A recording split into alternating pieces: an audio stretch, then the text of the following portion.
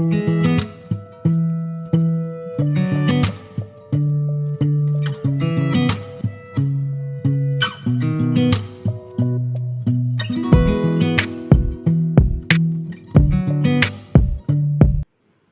Friends, welcome to Afsana Tamil. Friends, வாங்க சுவையான சுலபமான கடலைப்பருப்பு சட்னி எப்படி செய்கிறதுன்னு பார்த்துடலாம். அதுக்கு நான் 3 டேபிள் ஸ்பூன் கடலைப்பருப்பு எடுத்திருக்கேன், 2 வரமிளகாய் எடுத்திருக்கேன், கடுகு கடலைப்பருப்பு 1/2 ஸ்பூன் எடுத்திருக்கேன், சட்னிக்கு தேவையான அளவுக்கு உப்பு எடுத்துக்கிட்டேன், ஒரு கொத்து கருவேப்பிலை எடுத்திருக்கேன், சிட்டிகை பெருங்காயத்தூள் எடுத்திருக்கேன், பெரிய தக்காளியில் ஒரு தக்காளி எடுத்து இந்த மாதிரி கட் பண்ணி எடுத்திருக்கேன், ஒரு பெரிய வெங்காயத்தை நீல வாக்கில் கட் பண்ணி அதையும் எடுத்துக்கிட்டேன். இவ்வளோ தான் தேவையான பொருட்கள். ரொம்ப சுலபமாக இந்த சட்னி செஞ்சிடலாம். சுவையும் அற்புதமாக இருக்கும். அடுப்பில் கடாய் வச்சுட்டு 2 டேபிள் ஸ்பூன் எண்ணெய் ஊற்றிடலாம்.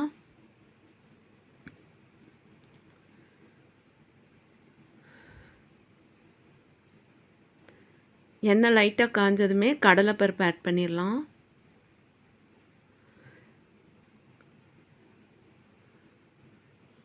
கடலைப்பருப்பை லைட்டாக வதக்கிக்கலாம். இது கூடவே வரமிளகாவையும் ஆட் பண்ணி இந்த கடலைப்பருப்பை நல்லா பொன்னிறமாக வறுத்து எடுத்துக்கலாம். வியூவர்ஸ் யாராவது நம்ம சேனலை சப்ஸ்கிரைப் பண்ணாமல் பார்க்குறவங்களா இருந்தால் ப்ளீஸ் சப்ஸ்கிரைப் பண்ணிக்கோங்க. நம்ம சேனலில் நிறைய சட்னி ரெசிபீஸ்லாம் போட்டிருக்கோம். அதெல்லாம் நான் டிஸ்கிரிப்ஷனில் வைக்கிறேன், தேவைப்படுறவங்க பார்த்துக்கோங்க.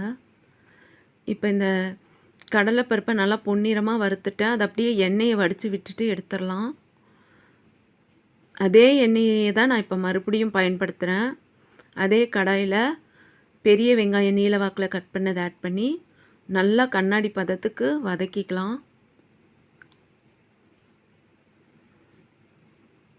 நல்லா நான் வதக்கிட்டேன், அப்படியே கண்ணாடி பதத்துக்கு வெங்காயத்தை. இப்போ இது கூட பெரிய தக்காளி ஒரு தக்காளி கட் பண்ணதை ஆட் பண்ணிடலாம். இப்போ இதுலேயே சட்னிக்கு தேவையான உப்பை இப்போவே ஆட் பண்ணிடலாம். இந்த அளவுக்கு தக்காளி மசிகிற அளவுக்கு அந்த எண்ணெயிலேயே நல்லா வதக்கணும், பச்சை ஸ்மெல்லாம் போகிற அளவுக்கு.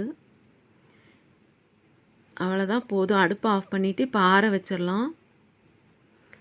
இப்போ எல்லாம் ஆறிடுச்சு. ஒரு மிக்ஸி ஜாரில் கடலைப்பருப்பை வறுத்து வச்சதை ஆட் பண்ணிவிட்டு வெங்காயம் தக்காளி வதக்கி வச்சதையும் ஆட் பண்ணிக்கலாம். இது இப்போ ஃபஸ்ட்டு கொரகொரப்பாக அரைச்சிட்டு அதுக்கப்புறம் தண்ணி ஊற்றி விழுதாக அரைக்கணும்.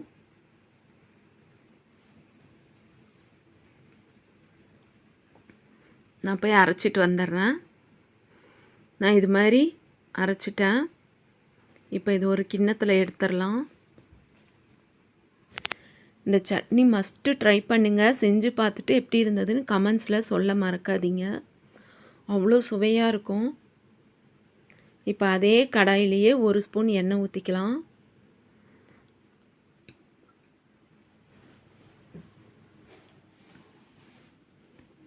எண்ணெய் காஞ்சதுமே கடுகு ஆட் பண்ணிடலாம்.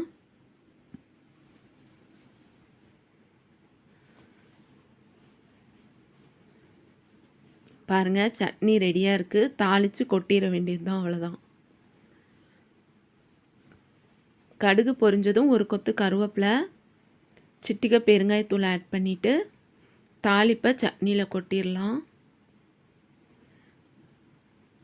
அவ்வளோதான், நம்ம கடலைப்பருப்பு சட்னி சூப்பராக சுவையாக ரெடி ஆகிடுச்சு.